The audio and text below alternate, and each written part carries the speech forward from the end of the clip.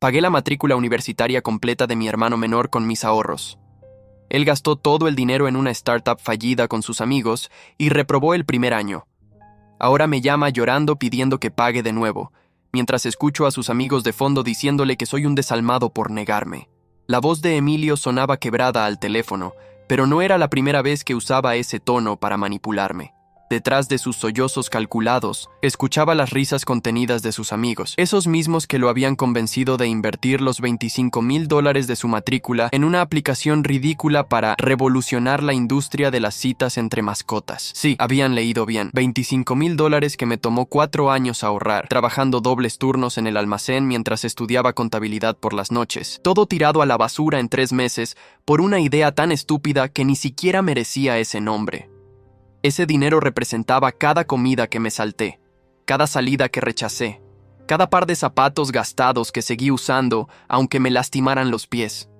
Representaba las navidades donde regalé tarjetas hechas a mano porque no podía permitirme nada más, los cumpleaños donde fingía estar enfermo para no tener que admitir que no tenía dinero para celebrar. Todo eso lo había hecho con una sonrisa, porque Emilio era mi hermano menor, el bebé de la familia, y yo había prometido a nuestros padres fallecidos que me encargaría de que tuviera un futuro mejor que el nuestro. La traición familiar dolía más de lo que jamás imaginé.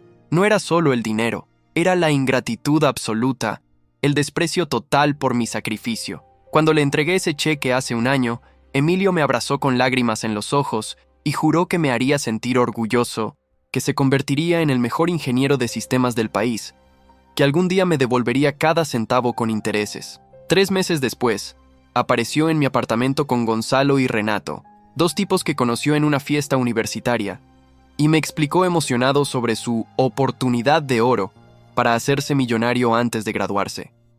Les dije que no. Les expliqué que ese dinero era para su educación, no para experimentos empresariales sin fundamento. Emilio me miró con esos ojos de cachorro que siempre usaba cuando quería algo, y me recordó que técnicamente el dinero estaba a su nombre, que la universidad ya estaba pagada por el semestre completo, y que esto era una inversión en su futuro, mucho mejor que cualquier título universitario. Gonzalo y Renato asintieron como si fueran expertos financieros, cuando en realidad eran 2 flojos que vivían del dinero de sus padres y nunca habían trabajado un día en sus vidas. Cometí el error de confiar en él. Pensé que la responsabilidad de manejar esa cantidad de dinero lo haría madurar, que vería el valor de la educación una vez estuviera dentro del sistema. En cambio, dejó de asistir a clases después del primer mes, dedicando todo su tiempo a esa aplicación absurda. Cuando intenté hablar con él, me bloqueó de sus redes sociales. Cuando fui a su residencia universitaria, sus compañeros me dijeron que casi nunca dormía allí, que pasaba las noches en el apartamento que Gonzalo había rentado con el dinero de su startup. El semestre terminó y Emilio reprobó todas sus materias. Ni siquiera se presentó a los exámenes finales. La aplicación, por supuesto, fue un fracaso rotundo. Resultó que ya existían al menos 20 aplicaciones similares, todas ellas creadas por verdaderos desarrolladores con experiencia y capital real. La inversión de $25,000 se evaporó en renta de oficina innecesaria, equipo de cómputo sobrevalorado que Gonzalo consiguió a través de un contacto que claramente los estafó, y fiestas de networking que en realidad eran excusas para emborracharse con el dinero de mi hermano. Cuando todo colapsó, esperé una disculpa. Esperé que Emilio apareciera en mi puerta con la cabeza baja, reconociendo su error, pidiendo perdón. En cambio, desapareció durante 2 meses. No respondía a mis llamadas, no contestaba mis mensajes. Nuestra tía Remedios, la única familia que nos quedaba, me decía que lo dejara en paz, que estaba procesando su fracaso y necesitaba espacio. Yo seguía trabajando mis turnos dobles, ahora con la frustración adicional de saber que todo mi esfuerzo había sido en vano.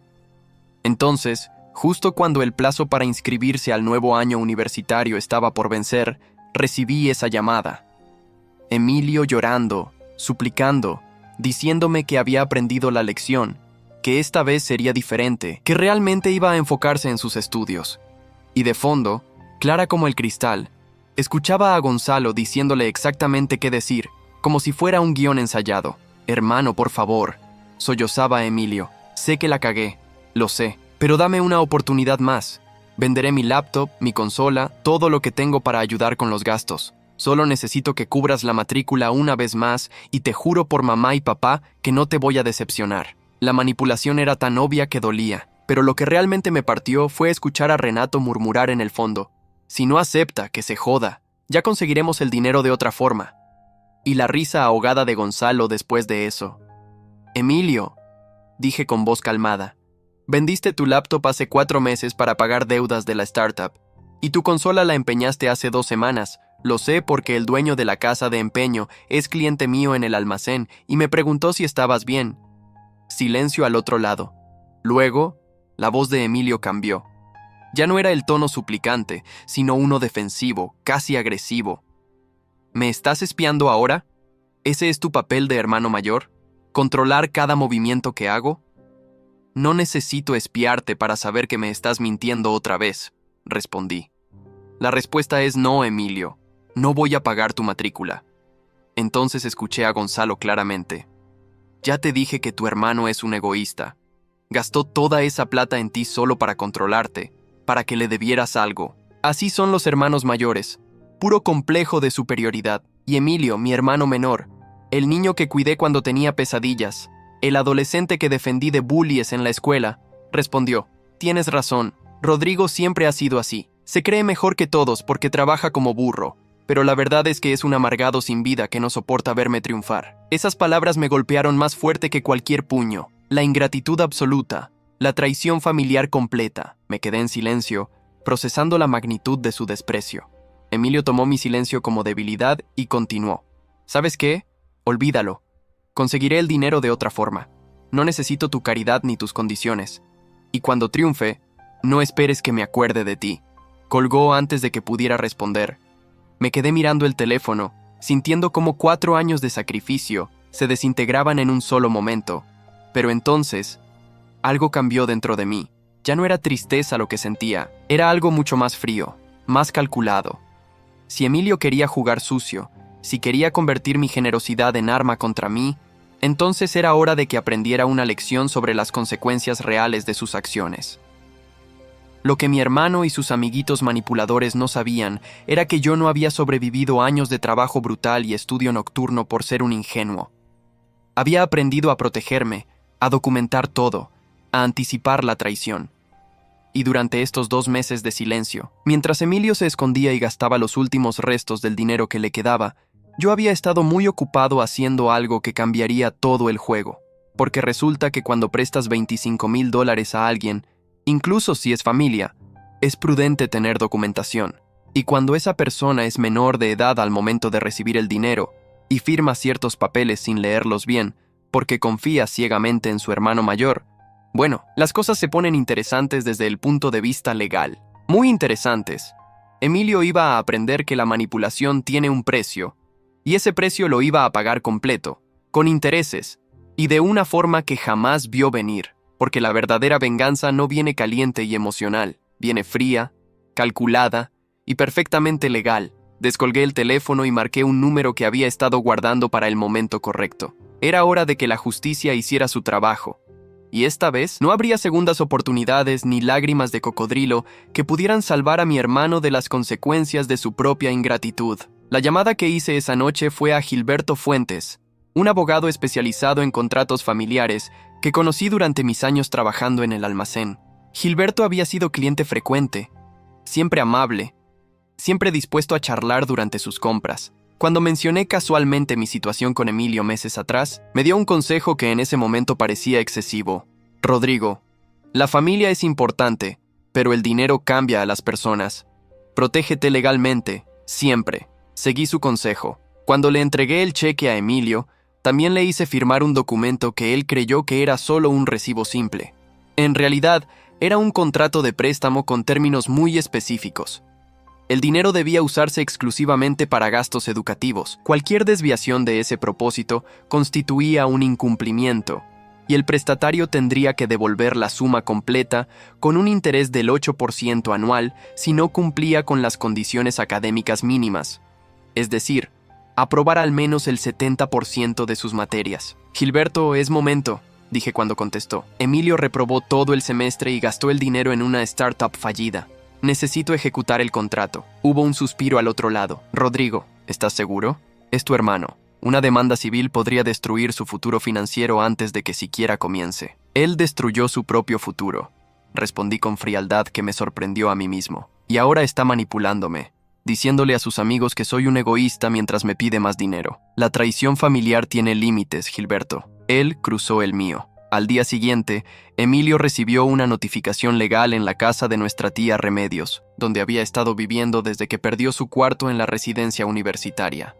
La demanda era clara: $30,250, incluyendo el capital original más intereses acumulados de un año, pagaderos en un plazo máximo de 90 días, o se procedería al embargo de bienes y afectación de historial crediticio. Tía Remedios me llamó furiosa esa misma tarde. ¿Estás demente, Rodrigo? ¿Demandar a tu propio hermano?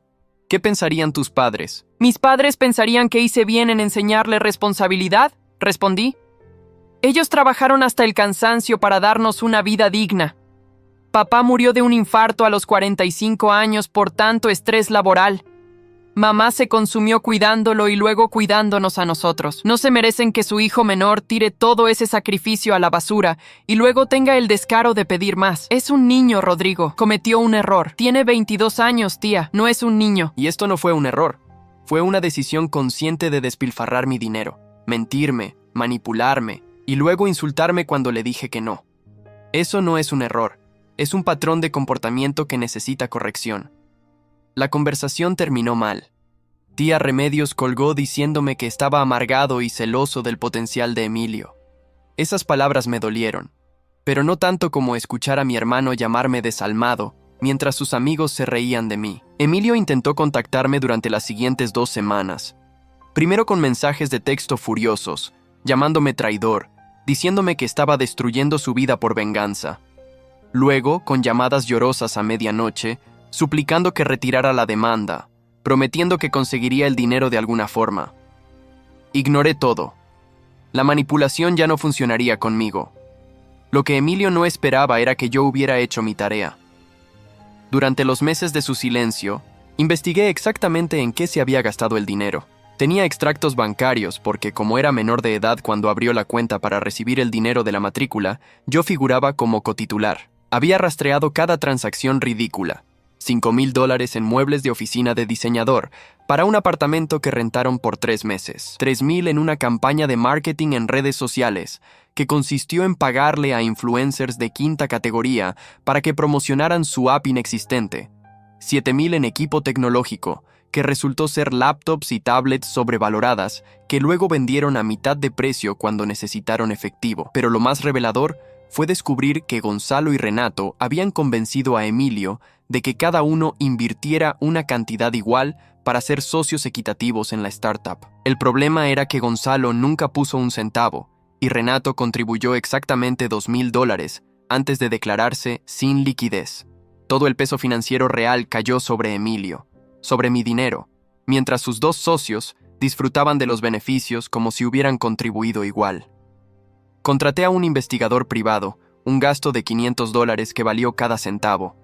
Descubrió que Gonzalo tenía un historial de estafas menores a otros estudiantes, siempre con el mismo patrón: convencerlos de invertir en oportunidades únicas, manejar el dinero y eventualmente desaparecer cuando todo colapsaba. Renato era simplemente un parásito, alguien que vivía de aprovechar la generosidad de otros sin jamás contribuir nada real. Armado con esta información, expandí mi estrategia. No solo iba a recuperar mi dinero de Emilio, iba a asegurarme de que Gonzalo y Renato también pagaran por su papel en esta traición. Gilberto investigó las posibilidades legales y encontró algo interesante. Si podíamos probar que Gonzalo había inducido fraudulentamente a Emilio a desviar fondos destinados a educación, podríamos presentar cargos adicionales de fraude y conspiración. La justicia iba a servirse fría, metódica y devastadora. Mientras tanto, la situación de Emilio empeoraba. Sin dinero para la nueva matrícula, sin opciones de préstamos estudiantiles porque su historial académico era desastroso y ahora con una demanda civil pendiente, comenzó a desmoronarse. Tía Remedios me contó, intentando generar lástima, que Emilio había tenido que conseguir trabajo en un restaurante de comida rápida, ganando el salario mínimo. «Estás sufriendo, Rodrigo», me dijo. «¿No es suficiente castigo ya? No, respondí simplemente. Cuando yo tenía su edad, trabajaba el doble de horas por menos dinero mientras estudiaba. Él puede hacer lo mismo, pero esta vez sin mi ayuda ni mi dinero financiando su irresponsabilidad. Lo que tía Remedios no sabía era que Emilio no estaba usando ese dinero del restaurante para pagar la deuda. Mis contactos me informaron que seguía saliendo con Gonzalo y Renato, que seguían planeando la próxima gran idea, que seguían viviendo como si nada hubiera pasado. La ingratitud no había disminuido, solo se había escondido detrás de lágrimas falsas cuando necesitaba generar simpatía. Entonces ocurrió algo que cambió completamente el juego. Recibí una llamada de Berenice, una chica que había sido compañera de clase de Emilio en el primer semestre. Nos habíamos conocido brevemente cuando visité a mi hermano en la universidad, antes de que todo colapsara. «Rodrigo, necesito hablar contigo sobre Emilio», dijo con voz nerviosa. «Hay algo que debes saber». Nos encontramos en una cafetería al día siguiente. Berenice traía una carpeta llena de documentos, capturas de pantalla y evidencia que me dejó helado. Resultó que la startup no fue el único fraude. Gonzalo había convencido a Emilio de usar su nombre y crédito para abrir 3 tarjetas de crédito, prometiendo que las usarían para gastos operativos de la empresa y que las pagarían con las ganancias futuras. Por supuesto, nunca hubo ganancias. Y Gonzalo había maxeado las 3 tarjetas comprando artículos de lujo que luego revendía por efectivo. Emilio tiene ahora una deuda de $18,000 en tarjetas de crédito, explicó Berenice. Y Gonzalo desapareció cuando los cobradores empezaron a llamar.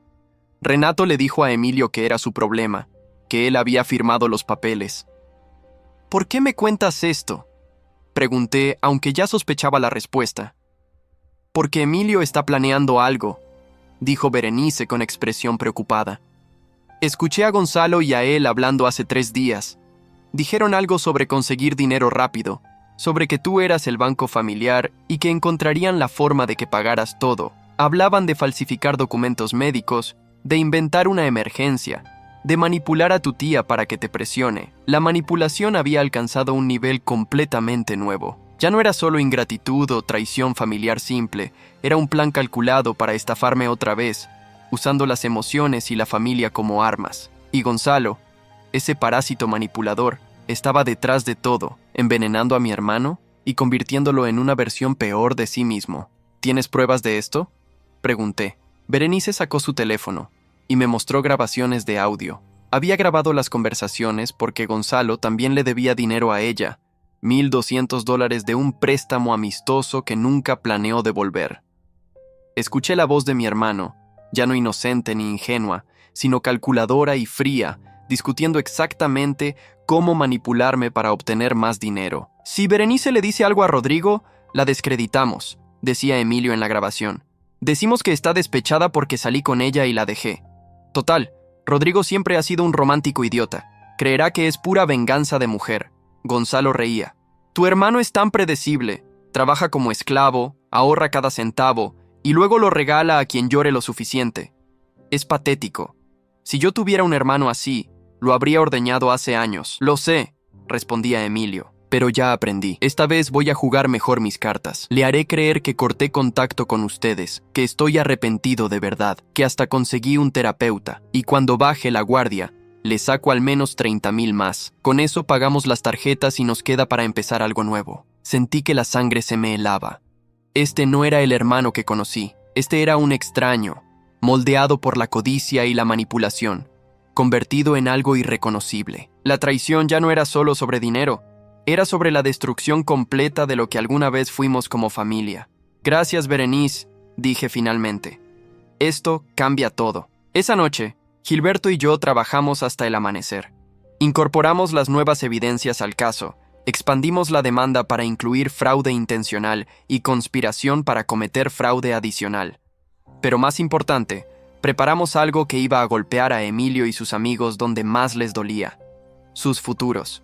Presentamos las evidencias de las tarjetas de crédito fraudulentas a las compañías emisoras. Presentamos las grabaciones de Berenice a las autoridades universitarias, demostrando que Gonzalo había usado instalaciones y recursos de la universidad para esquemas fraudulentos. Y lo más devastador, presentamos todo ante la fiscalía, argumentando que había suficiente evidencia para cargos criminales de fraude y conspiración. La venganza no era solo recuperar mi dinero, era asegurarme de que la justicia se aplicara completamente, que las consecuencias fueran permanentes, que la lección fuera inolvidable. 2 semanas después, Gonzalo fue arrestado. Las autoridades encontraron evidencia de al menos 7 estudiantes más, a quienes había estafado con esquemas similares. Renato, para salvar su propio pellejo, testificó contra él, admitiendo su participación pero culpando todo a Gonzalo. Y Emilio, mi hermano menor, el niño que una vez prometí proteger, se encontró enfrentando cargos como cómplice. Tía Remedios apareció en mi apartamento furiosa y llorando. ¿Cómo pudiste hacerle esto a tu hermano? Va a ir a la cárcel. Él se lo hizo a sí mismo, respondí sin emoción. Yo solo me aseguré de que enfrentara las consecuencias de sus acciones. Si hubiera usado el dinero para estudiar, si hubiera sido honesto, si hubiera mostrado una pizca de gratitud o arrepentimiento real, nada de esto estaría pasando. Eres su hermano. Se supone que debes protegerlo. Lo protegí durante 22 años. Le di todo lo que tenía.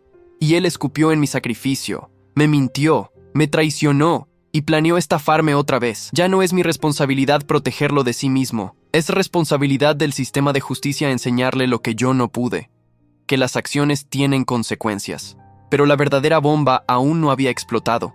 Porque mientras todo esto ocurría, yo había estado trabajando en algo más. Algo que ninguno de ellos vio venir. Algo que cambiaría todo el tablero de juego y demostraría que la verdadera venganza no es solo castigar a quien te traicionó, sino prosperar tanto que tu éxito se convierta en su mayor tormento. El proceso legal avanzaba implacable. Gilberto era meticuloso, presentando cada evidencia con precisión quirúrgica.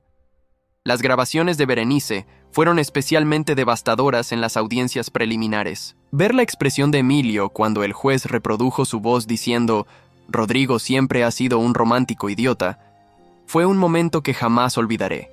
No sentí satisfacción, ni tristeza, solo una fría confirmación de que había tomado la decisión correcta. Gonzalo, enfrentando cargos de múltiples víctimas, intentó un trato con la fiscalía. Ofreció testimoniar contra Emilio, pintándolo como el cerebro detrás de todo, lo cual era absurdamente falso, pero demostraba exactamente qué tipo de persona era. El fiscal rechazó el trato. Tenía evidencia suficiente para procesar a ambos sin necesidad de negociaciones. Emilio finalmente intentó contactarme directamente. Apareció en el almacén donde trabajaba, esquivando al guardia de seguridad y plantándose frente a mí con ojos enrojecidos y barba de varios días. Los clientes se detuvieron a mirar. Mis compañeros se acercaron, preocupados, pero les hice una seña de que estaba bien. «Rodrigo, por favor», dijo Emilio con voz quebrada. «Retira los cargos, te pagaré todo. Cada centavo, pero por favor, no dejes que me destruyan así. ¿Ahora te preocupa la destrucción?», respondí con calma, continuando organizando las cajas que estaba descargando. ¿Dónde estaba esa preocupación cuando planeabas estafarme otra vez? ¿Dónde estaba cuando le decías a Gonzalo que yo era un idiota predecible? Eso fue. Yo estaba confundido, influenciado por ellos. No era yo realmente. «Claro que eras tú», dije, finalmente mirándolo a los ojos. «Gonzalo no te obligó a gastar mi dinero. Renato no te forzó a reprobar tus clases. Nadie te puso una pistola en la cabeza para que me llamaras desalmado mientras me pedías más dinero. Esas fueron tus decisiones, Emilio, tuyas y de nadie más. Soy tu hermano», susurró, y las lágrimas comenzaron a caer. «Fuiste mi hermano», corregí. «El hermano que yo conocía jamás habría hecho lo que tú hiciste. Ese hermano murió el día que decidiste que mi sacrificio no valía nada, que mi esfuerzo era solo una fuente de dinero gratis. Lo que queda ahora es un extraño que se parece a alguien que una vez amé». Emilio se derrumbó allí mismo, llorando sin control. Parte de mí, una parte pequeña y agonizante, quiso consolarlo, pero la recordé todas las noches que trabajé hasta el agotamiento, todas las veces que comí fideos instantáneos para poder ahorrar 50 pesos más, todas las horas que pasé estudiando cuando mi cuerpo pedía descanso, todo para darle una oportunidad que él tiró a la basura sin pensarlo 2 veces. «Seguridad», llamé. «Por favor, escóltenlo fuera». Mientras lo sacaban, Emilio gritaba que me arrepentiría, que estaba destruyendo nuestra familia, que mamá y papá estarían decepcionados de mí. Cada palabra era un cuchillo, pero ya había construido armadura suficiente. La manipulación emocional ya no funcionaba. Esa noche, recibí otra visita inesperada. Renato apareció en la puerta de mi apartamento, nervioso y sudoroso. No voy a dejar que entres, dije antes de que pudiera hablar. Solo quiero hablar 5 minutos, suplicó. Por favor, Rodrigo. Esto se salió de control.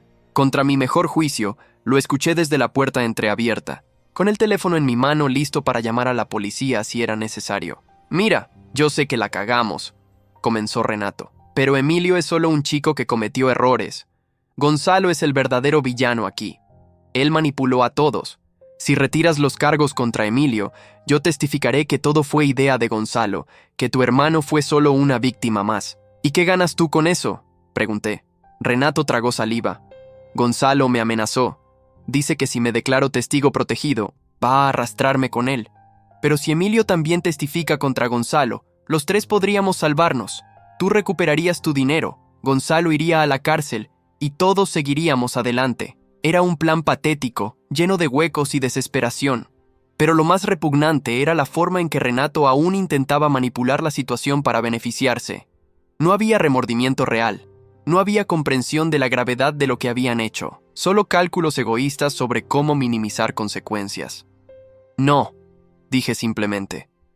Los tres van a enfrentar exactamente lo que se merecen. Ahora vete de mi propiedad antes de que llame a la policía. Renato se fue maldiciendo.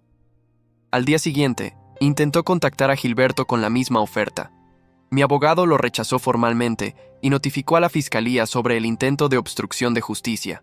Renato era tan incompetente que ni siquiera podía manipular correctamente. Mientras tanto, algo estaba cambiando en mi vida personal. El trabajo en el almacén, que alguna vez fue solo una fuente de ingresos, se había convertido en algo más. Mi jefe, el señor Villarreal, un hombre de 60 años que había construido su negocio desde cero, notó mi ética de trabajo y atención al detalle durante los años que llevaba ahí. Rodrigo, ven a mi oficina un momento, me dijo una tarde. Temí lo peor. Pensé que tal vez los problemas con Emilio estaban afectando mi desempeño, o que los incidentes en el almacén habían causado quejas. En cambio, el señor Villarreal me ofreció un café y sonrió. He estado observándote, dijo. No solo trabajas duro, piensas. Veo cómo organizas el inventario, cómo optimizas las rutas de carga, cómo reduces desperdicios. Eso no lo enseñan en un manual, es inteligencia natural para los negocios. Gracias, señor, respondí, sin saber a dónde iba esto. Estoy viejo, Rodrigo. Mis hijos no quieren el negocio, prefieren sus trabajos corporativos en la capital. Necesito un gerente general, alguien que eventualmente pueda comprar parte del negocio cuando yo me retire. He pensado en ti. La oferta era inesperada y generosa. Un aumento salarial del 120%, capacitación empresarial pagada, y la opción de comprar el 30% del almacén en 5 años mediante pagos graduales deducidos de mis ganancias como socio minoritario. No sé qué decir, admití. Di que sí, sonrió el señor Villarreal. Mereces esta oportunidad, Rodrigo. La has ganado con esfuerzo y dedicación. No por conexiones, no por suerte, sino por trabajo real. Acepté, por supuesto. Y de repente, mi vida tomó un rumbo completamente diferente. Ya no era solo el empleado de almacén trabajando turnos dobles, era el gerente general de una operación próspera, aprendiendo sobre logística, administración y estrategia empresarial directamente de alguien que había triunfado en el negocio durante 30 años. La ironía era devastadora. Mientras Emilio enfrentaba cargos criminales por desperdiciar mi dinero en sueños falsos de éxito empresarial, yo estaba construyendo un camino real hacia la prosperidad a través de trabajo honesto y oportunidades ganadas con mérito. 2 meses después, llegó la audiencia de Emilio. La sala estaba llena. Tía Remedios con sus amigas del vecindario, algunos excompañeros de Emilio de la universidad, Berenice como testigo, y varias de las otras víctimas de Gonzalo. Yo me senté en la primera fila con Gilberto, mi expresión neutral pero mi corazón latiendo rápido. El fiscal presentó el caso metódicamente. Las evidencias eran abrumadoras, extractos bancarios mostrando el desvío de fondos, mensajes de texto entre Emilio y Gonzalo planificando futuros fraudes, las grabaciones de Berenice revelando la conspiración para estafarme otra vez, testimonios de empleados de tiendas donde habían comprado artículos de lujo con las tarjetas de crédito fraudulentas. El abogado defensor de Emilio, un defensor público sobrecargado de trabajo, intentó argumentar que mi hermano había sido manipulado por Gonzalo, que era joven e ingenuo, que merecía una segunda oportunidad. El argumento era débil y todos lo sabían. Entonces llegó el momento que había estado temiendo y anticipando simultáneamente. Mi turno de testificar. El fiscal me pidió que describiera mi relación con Emilio antes del incidente. Hablé sobre nuestros padres fallecidos, sobre la promesa que les hice de cuidar de mi hermano menor, sobre los 4 años que pasé ahorrando cada centavo para darle la oportunidad de una educación universitaria. ¿Y cómo se sintió cuando descubrió que el señor Emilio Maldonado había gastado esos $25,000 en una startup en lugar de su educación? Preguntó el fiscal. Miré directamente a Emilio. Me sentí traicionado, no solo por la pérdida del dinero, sino por la pérdida de confianza. Le di todo lo que tenía porque creí en él, porque quería que tuviera un futuro mejor que el mío. Y él lo tiró a la basura sin pensarlo 2 veces. ¿Y cuándo lo llamó pidiendo más dinero? ¿Cómo se sintió al escuchar a sus amigos llamándolo desalmado? Ahí fue cuando comprendí que la traición no había sido un error impulsivo, era un patrón de comportamiento. Emilio no solo quería mi dinero, sentía que tenía derecho a él. Y cuando le dije que no, me convirtió en el villano de su historia para justificar su propia irresponsabilidad. La defensa intentó desacreditar mi testimonio, sugiriendo que estaba actuando por venganza personal, que era un hermano resentido e incapaz de perdonar. Pero Gilberto había anticipado esto. Presentó evidencia de todas las veces que intenté comunicarme con Emilio durante su desaparición de 2 meses. Todas las ocasiones en que ofrecí ayudarlo a encontrar trabajo legítimo. Todas las oportunidades que le di para enmendar las cosas antes de proceder legalmente. Mi cliente no es vengativo, declaró Gilberto. Es una víctima de fraude familiar que agotó todas las vías razonables antes de recurrir al sistema legal. El señor Rodrigo Maldonado no buscó destruir a su hermano. Buscó justicia después de que su hermano lo traicionó, mintió y conspiró para defraudarlo nuevamente. El testimonio de Berenice fue especialmente dañino para la defensa. Ella describió en detalle cómo Gonzalo había reclutado activamente a Emilio, cómo lo había separado de sus amigos responsables, cómo había cultivado una mentalidad de nosotros contra el mundo, donde conseguir dinero por cualquier medio era justificable. Pero Emilio no era una víctima pasiva, aclaró Berenice. Una vez que probó el estilo de vida, una vez que sintió el poder de gastar dinero sin haberlo ganado, se volvió tan calculador como Gonzalo. Las grabaciones que presenté no fueron coercionadas. Emilio estaba planeando activamente defraudar a su hermano otra vez porque había aprendido que funciona si lloras lo suficiente. Tía Remedios sollozaba en su asiento. Algunas de sus amigas me miraban con disgusto, como si yo fuera el villano por no perdonar y olvidar. Pero las otras víctimas de Gonzalo, 6 estudiantes más que habían perdido entre $2,000 y $10,000 cada uno, me miraban con comprensión. Ellos sabían que esto no era sobre crueldad familiar. Era sobre establecer que la manipulación y el fraude tienen consecuencias reales. El veredicto tomó 3 días de deliberación. Gonzalo fue declarado culpable de 7 cargos de fraude, 3 de conspiración y 2 de falsificación de documentos. Enfrentaba entre 8 y 12 años de prisión.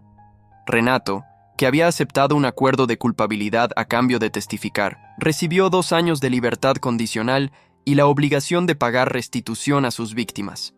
Y Emilio, mi hermano menor, el niño que una vez cargué en mis hombros cuando estaba cansado de caminar, fue declarado culpable de fraude y conspiración.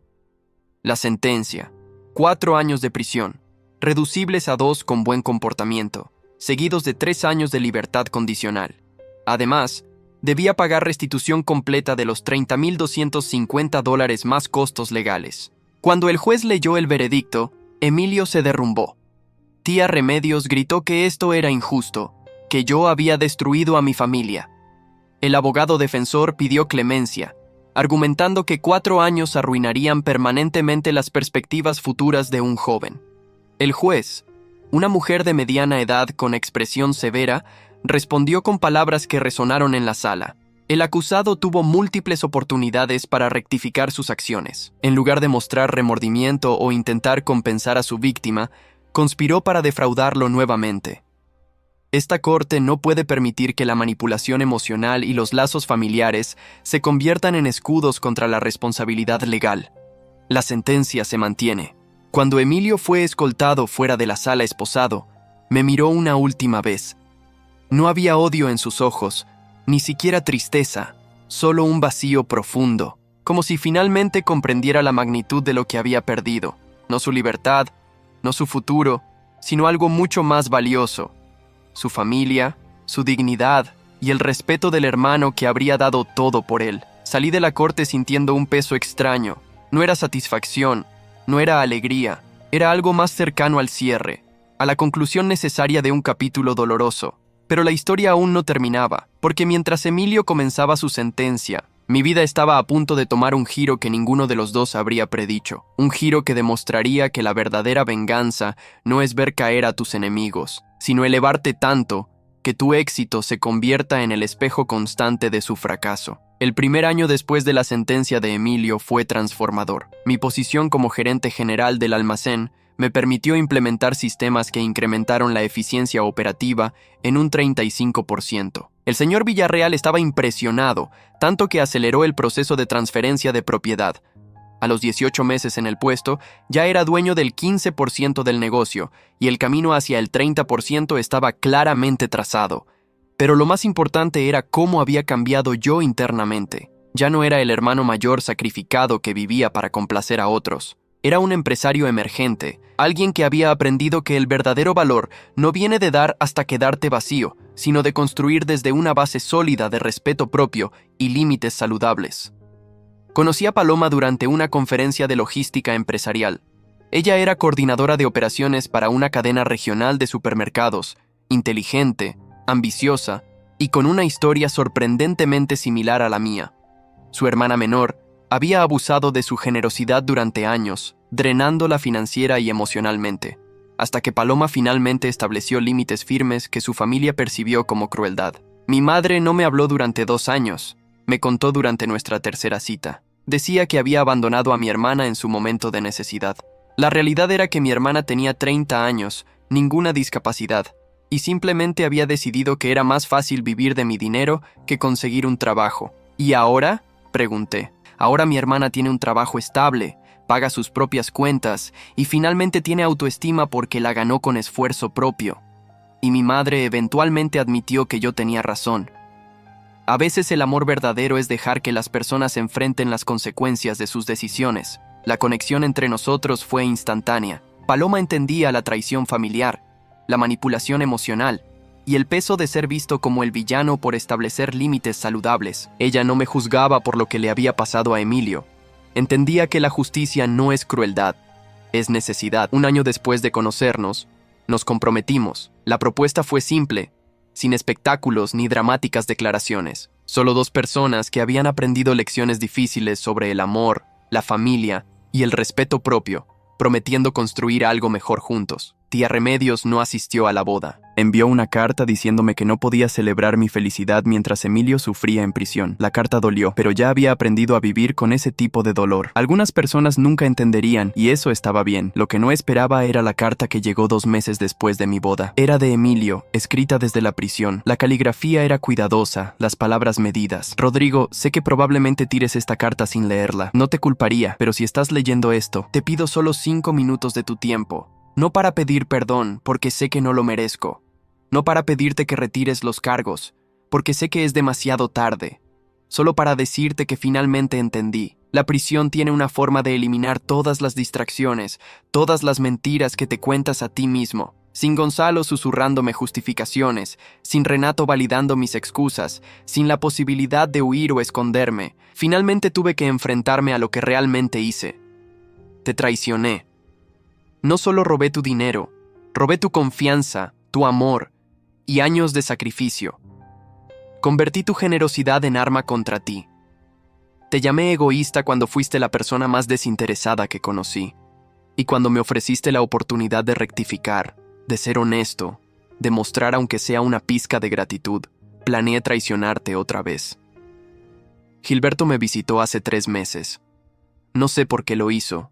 No se lo pedí. Me dijo que te casaste, que estás prosperando, que compraste una participación mayor en el almacén.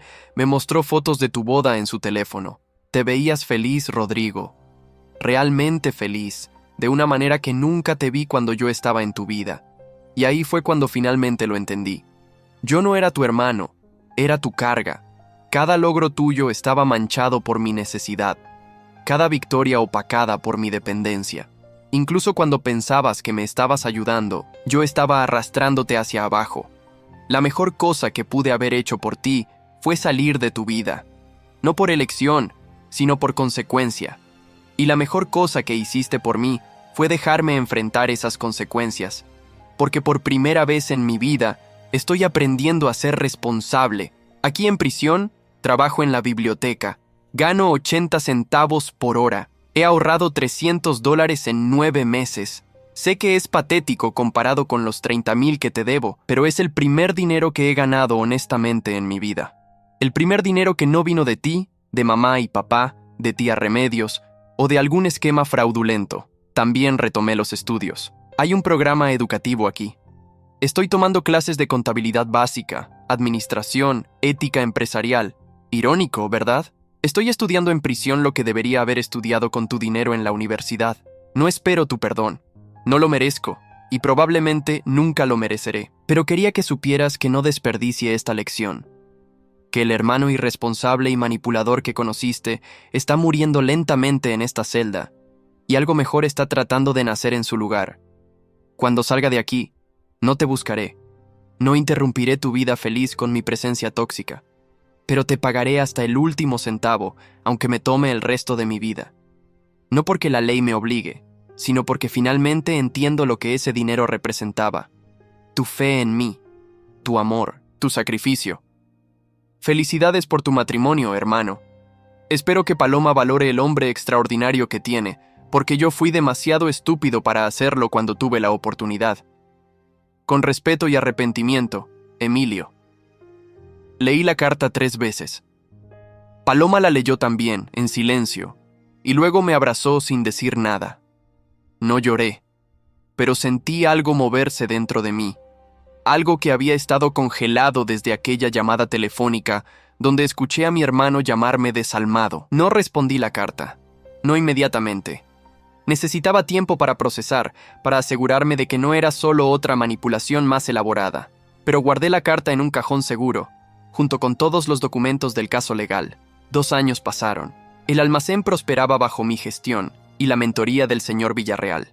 Paloma y yo compramos nuestra primera casa, modesta pero nuestra. Tía Remedios finalmente asistió a una cena familiar, todavía fría conmigo pero al menos presente. La vida era buena, estable, construida sobre bases sólidas de trabajo honesto y decisiones responsables.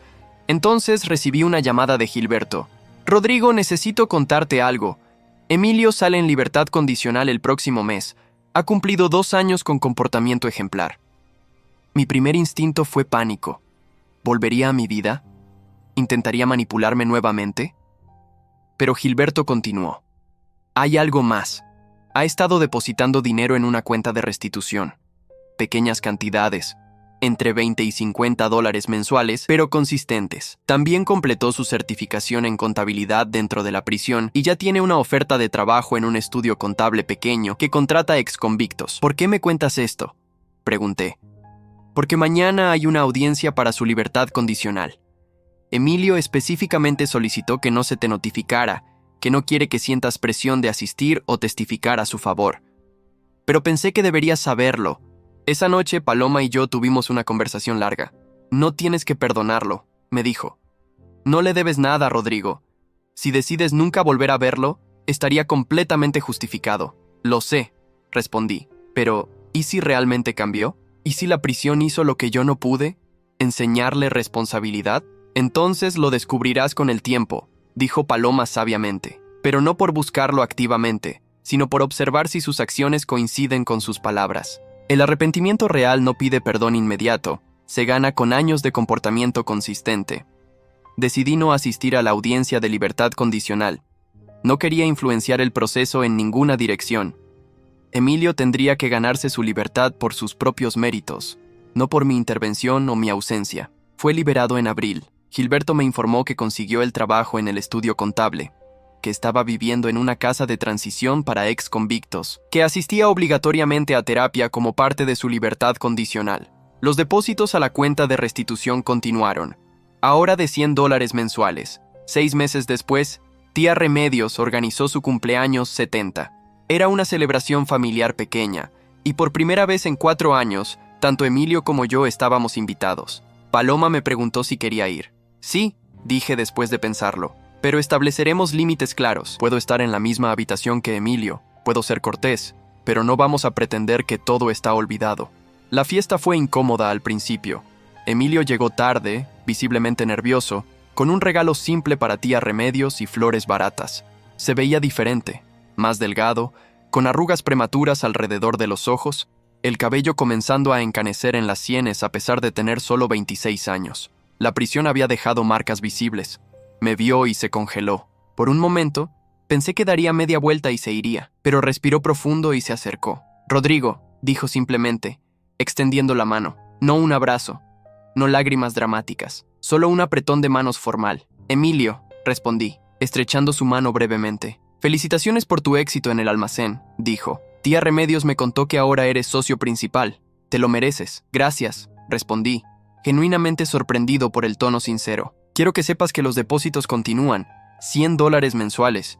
A este ritmo terminaré de pagarte en aproximadamente 21 años, pero si consigo mejores empleos, aumentaré las cantidades». «Recibí los reportes», dije. Emilio asintió. «No voy a pedirte perdón hoy. Sé que las palabras no significan nada después de lo que hice. Solo quería que supieras que estoy tratando de ser mejor, no por obligación legal, sino porque finalmente entendí el daño que causé». La conversación fue breve. Emilio no intentó prolongarla ni forzar una reconciliación. Saludó cortésmente a Paloma, felicitó a tía Remedios y se fue temprano, explicando que tenía toque de queda como parte de su libertad condicional. Después de que se fue, tía Remedios se me acercó con ojos húmedos. «Está tratando, Rodrigo. Realmente está tratando». «Lo sé», dije, «y me alegro por él, pero eso no borra lo que hizo, y no significa que nuestra relación pueda volver a ser lo que era». «No espero que sea lo que era», respondió tía Remedios. «Solo espero que eventualmente puedan estar en la misma habitación sin que todo el mundo sienta que va a explotar». Era un comienzo pequeño, casi insignificante, pero era honesto, sin falsas promesas ni expectativas irreales. Y por primera vez en años, sentí que tal vez, solo tal vez, la justicia no solo había castigado, sino también corregido. Pero la verdadera prueba aún estaba por venir, porque un año después, algo ocurriría que pondría a prueba si el cambio de Emilio era real o simplemente otra actuación elaborada, y revelaría si la venganza fría y calculada que ejercí años atrás había sido en última instancia una forma cruel de justicia o el único camino posible hacia algo parecido a la redención. El verdadero examen llegó 18 meses después de la liberación de Emilio, de una forma que ninguno anticipamos. El señor Villarreal sufrió un derrame cerebral masivo. Sobrevivió, pero los médicos fueron claros. Ya no podría manejar el negocio. Su familia, que nunca tuvo interés en el almacén, decidió vender su participación del 70%. Era el momento que había estado esperando y temiendo simultáneamente. Tenía la opción preferente de compra como socio existente, pero necesitaba capital significativo. $280,000 para adquirir el control mayoritario. Había ahorrado $120,000 durante los últimos 3 años. Me faltaban $160,000. Los bancos estaban dispuestos a prestarme parte, pero solo $100,000 con las garantías que podía ofrecer. $60,000 era la brecha entre mi sueño y ver cómo inversores externos compraban el negocio que había ayudado a construir. Paloma y yo vaciamos nuestras cuentas de ahorro, retiramos fondos de pensión con penalizaciones, vendimos nuestro segundo auto. Llegamos a $155,000. Todavía faltaban $25,000 y el plazo para ejercer mi opción expiraba en 2 semanas. Estaba en mi oficina, revisando números por centésima vez, buscando milagros en hojas de cálculo, cuando recibí una llamada de un número desconocido. «¿Rodrigo Maldonado?», preguntó una voz profesional. «Sí, ¿quién habla?». «Soy Horacio Esquivel, del Banco Nacional de Comercio. Su hermano, Emilio Maldonado, solicitó un préstamo con nosotros y lo puso como referencia familiar.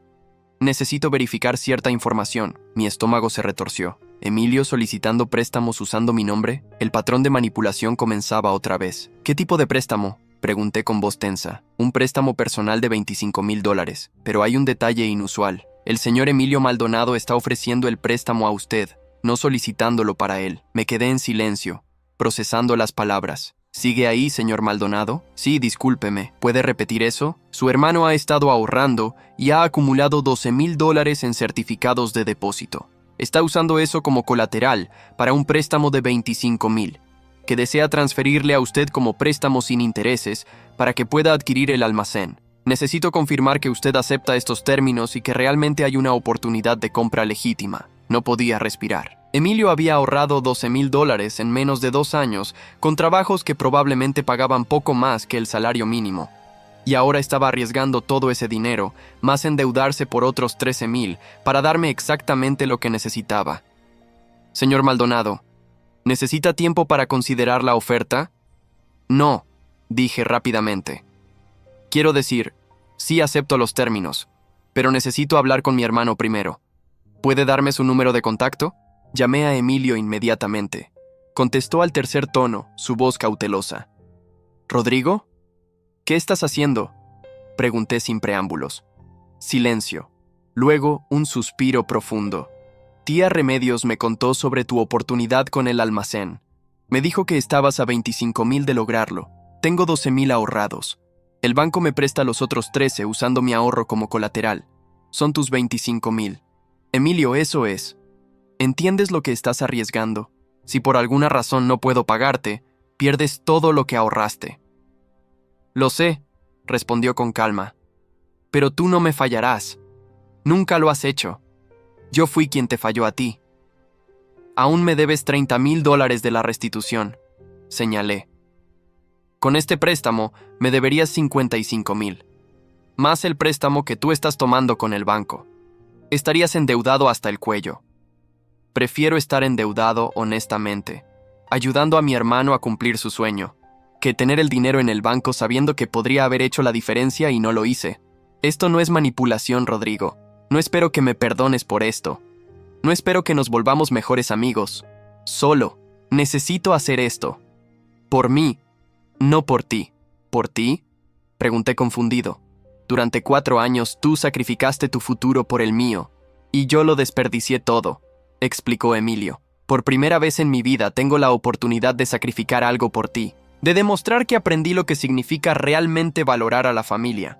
Si rechazo esta oportunidad, si guardo mi dinero egoístamente mientras tú pierdes tu sueño por $25,000, entonces no habría aprendido nada. Seguiría siendo el mismo Emilio manipulador y egoísta que fui hace 4 años. Me sentía mareado. Esto no era el guión que había imaginado. En mi versión de esta historia, Emilio permanecía como el villano arrepentido, pero distante, pagando su deuda silenciosamente mientras yo prosperaba sin él. No había espacio en esa narrativa para actos de sacrificio genuino. Déjame pensarlo, dije finalmente. Esa noche, Paloma y yo discutimos durante horas. Ella era escéptica, su instinto protector activado completamente. ¿Y si es una manipulación más elaborada? ¿Y si está calculando que una vez seas dueño del almacén, tendrá influencia sobre ti? Es posible, admití, pero no lo creo. El Emilio manipulador habría aparecido llorando en mi puerta, habría hecho un show dramático de su oferta. Este Emilio llamó al banco primero, hizo todo el trabajo preliminar y solo esperó mi decisión. No hubo lágrimas, no hubo súplicas, no hubo promesas de reconciliación. Entonces, ¿qué quieres hacer? Quiero aceptar el dinero, dije lentamente, pero con condiciones claras. Contrato legal estricto, pagos automáticos programados, cero influencia sobre las decisiones del negocio. Si realmente cambió, aceptará los términos. Si es manipulación, se negará. Al día siguiente, le presenté mi propuesta a Emilio a través de Gilberto. Emilio aceptó todos los términos sin negociar ni un punto. El contrato era más estricto que el original que lo llevó a prisión. Pagos mensuales obligatorios de $500 comenzando 6 meses después del cierre del almacén. Interés del 3% anual. Cláusula de aceleración completa si se atrasaba más de 2 pagos. Y 0 participación en el negocio sin importar cuánto pagara. Entiendo que no confías en mí, dijo Emilio cuando firmamos los documentos en la oficina de Gilberto. No te culpo. Solo te pido que observes mis acciones, no mis palabras.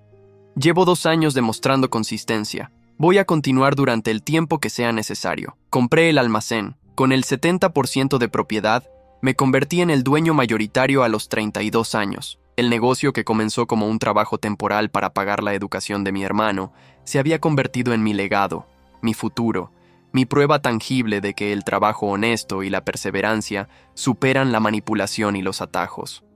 Los meses siguientes fueron intensos. Expandí las operaciones, contraté a 5 empleados nuevos, negocié contratos de distribución más favorables. El almacén prosperó bajo mi propiedad completa de formas que ni siquiera el señor Villarreal había imaginado. Los ingresos aumentaron 42% en el primer año, y cada mes, como un reloj, llegaba el pago de Emilio. $500 exactos, nunca tarde, nunca acompañado de mensajes emocionales o intentos de contacto. Solo el pago, cumpliendo el contrato al pie de la letra. Paloma y yo comenzamos a planificar una familia. Compramos una casa más grande, esta vez sin vaciar cuentas ni vender activos, sino con ingresos legítimos y crecientes. La vida que alguna vez pareció imposible, aplastada bajo el peso del sacrificio por un hermano ingrato, ahora florecía con posibilidades. 2 años después de la compra del almacén, recibí otra llamada de Gilberto. «Rodrigo, hay algo que debes saber. Emilio acaba de hacer un depósito único de $15,000 a la cuenta de restitución». «¿Qué? ¿De dónde sacó $15,000? Vendió su auto. Era un vehículo modesto que había comprado con su propio dinero ahorrado. Lo vendió y usó todo para acelerar el pago de su deuda contigo». Me quedé en silencio. Gilberto continuó. «Hay más. También renunció a su apartamento y se mudó a un cuarto compartido más barato. Me dijo que calculó que viviendo con lo mínimo y trabajando horas extra, puede pagarte completamente en 5 años en lugar de 20. ¿Por qué haría eso?», pregunté, aunque parte de mí ya conocía la respuesta. «Porque necesitas cerrar ese capítulo de su vida, Rodrigo. No para ti, sino para él. Mientras te deba dinero, mientras esa deuda exista, es un recordatorio constante de quién fue. Quiere cerrar esa cuenta para poder finalmente ser quien necesita ser». Esa noche, hice algo que no había hecho en 4 años. Busqué a Emilio en redes sociales. Su perfil era simple, casi espartano. Fotos ocasionales de libros que estaba leyendo, certificaciones contables que había obtenido, publicaciones sobre finanzas personales responsables. Nada de lujos, nada de fiestas, nada que recordara al joven irresponsable que despilfarró $25,000 en 3 meses. Había una publicación reciente que me detuvo.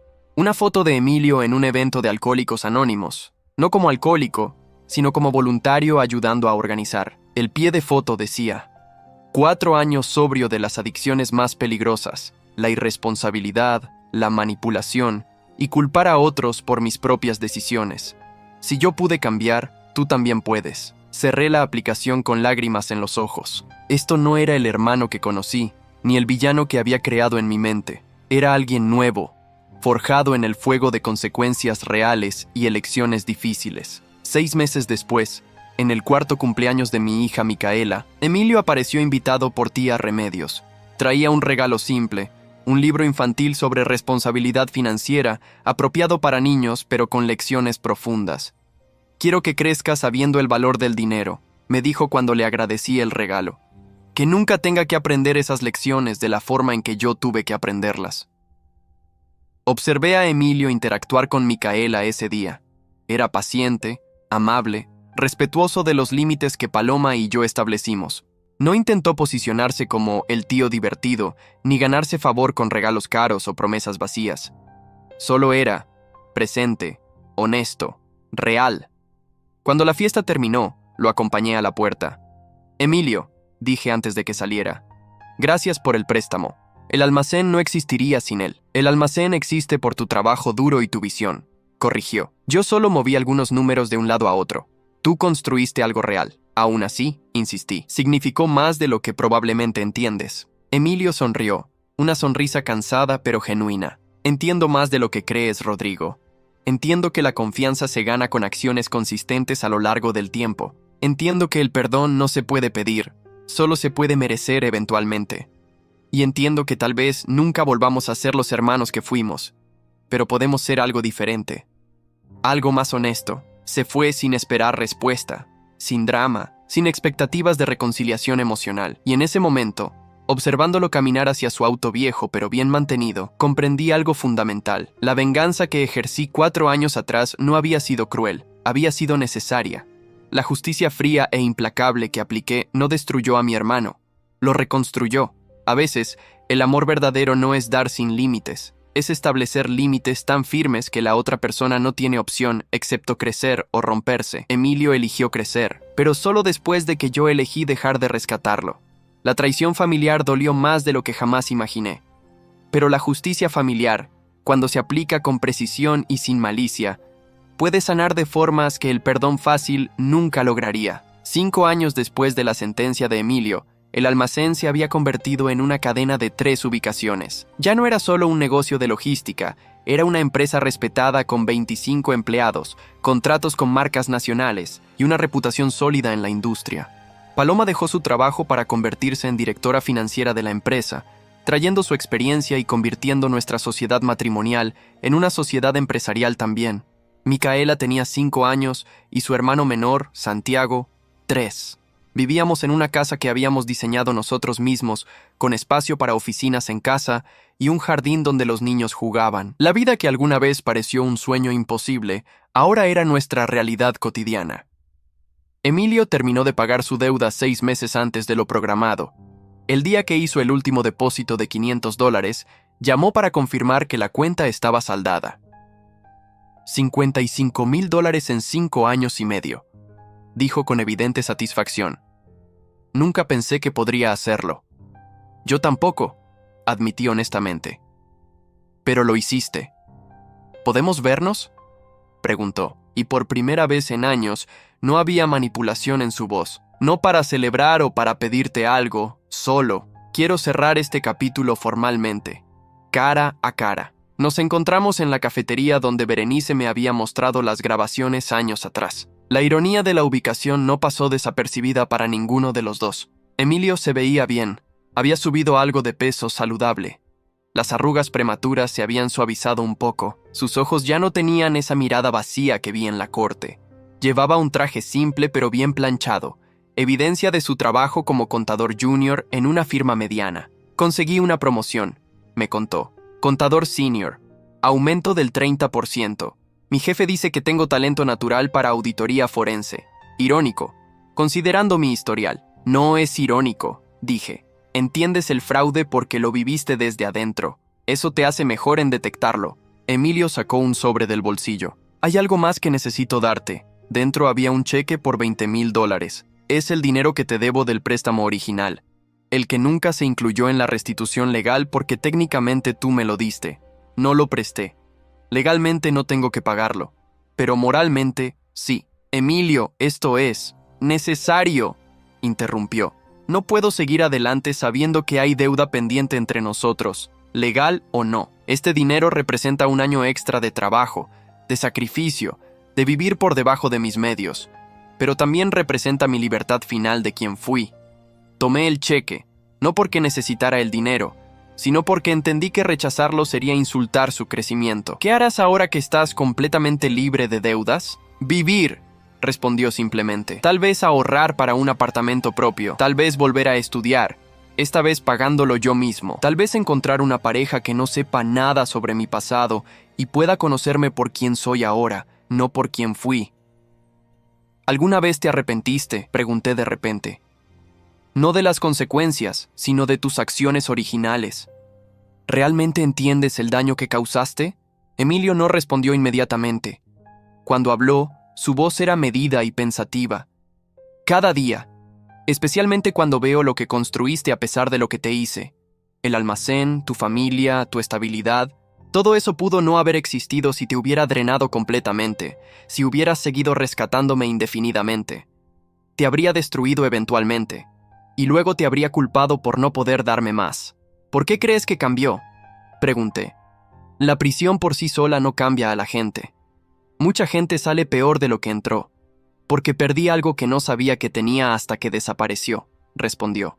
Tu respeto, tu confianza, la idea de que había alguien en el mundo que creía en mí incondicionalmente. Cuando escuché ese audio de mí mismo llamándote idiota predecible, cuando vi tu cara en la corte sin una pizca de emoción mientras me sentenciaban, entendí que había matado algo irreemplazable.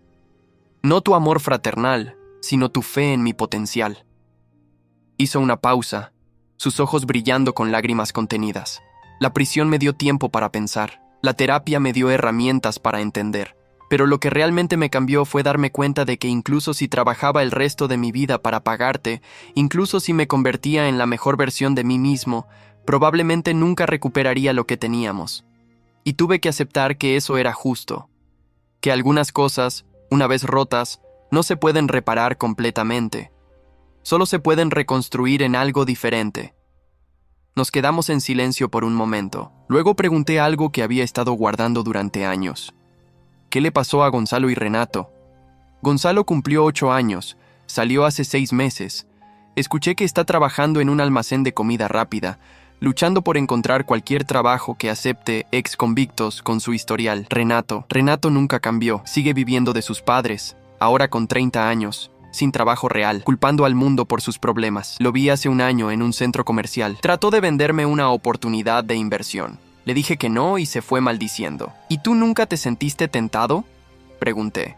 ¿Nunca quisiste volver a los atajos, a las soluciones rápidas, todos los días durante el primer año?, admitió. Es adictivo, ¿sabes? La idea de dinero fácil, de éxito sin esfuerzo. Pero cada vez que me sentía tentado, me acordaba de tu cara en esa corte, de cómo trabajaste 4 años para darme una oportunidad que desperdicié en 3 meses. Y me preguntaba, ¿quiero ser alguien que Rodrigo pueda eventualmente respetar otra vez?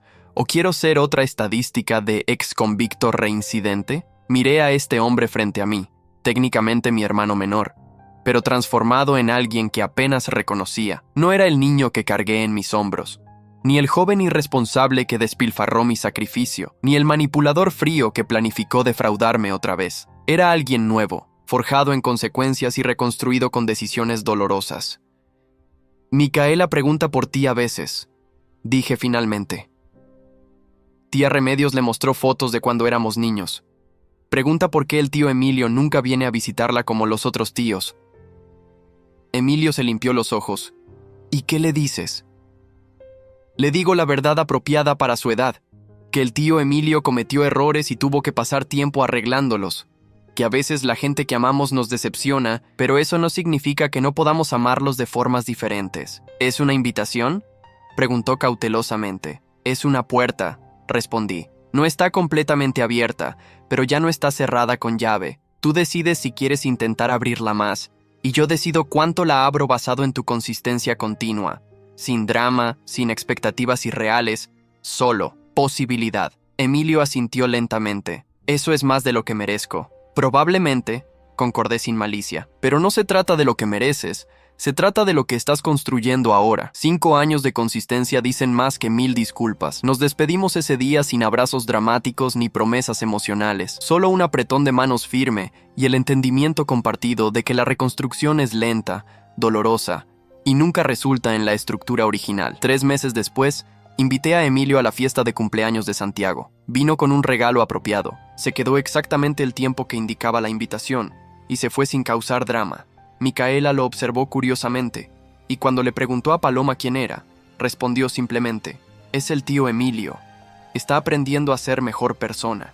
No se convirtió en el tío favorito, ni en presencia constante.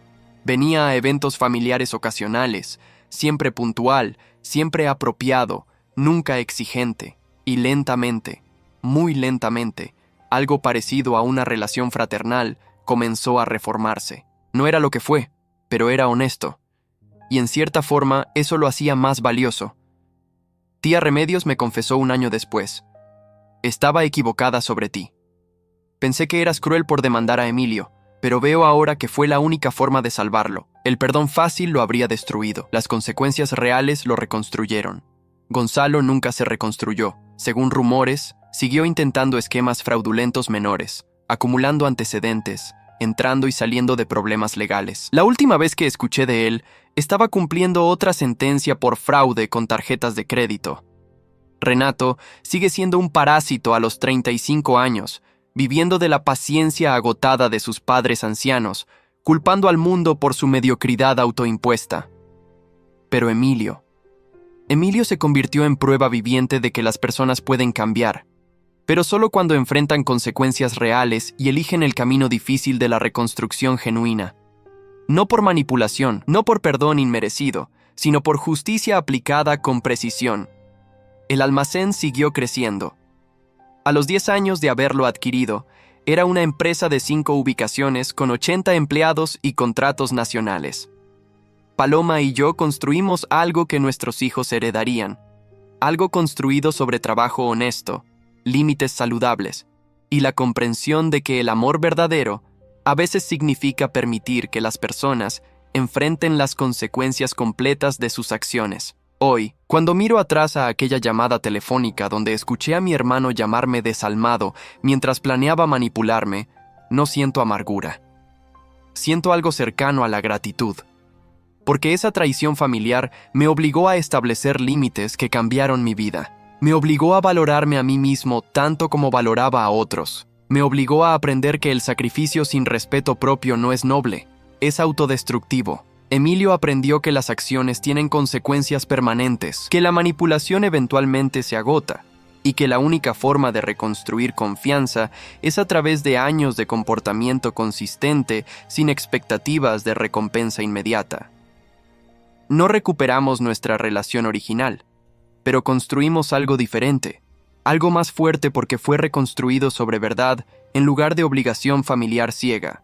Y eso, al final, valió más que cualquier perdón fácil habría logrado.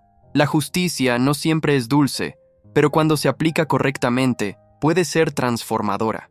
No solo para quien la recibe, sino para quien la ejerce. Porque me enseñó que protegerme a mí mismo no es egoísmo, es necesario. Que establecer límites no es crueldad, es amor propio.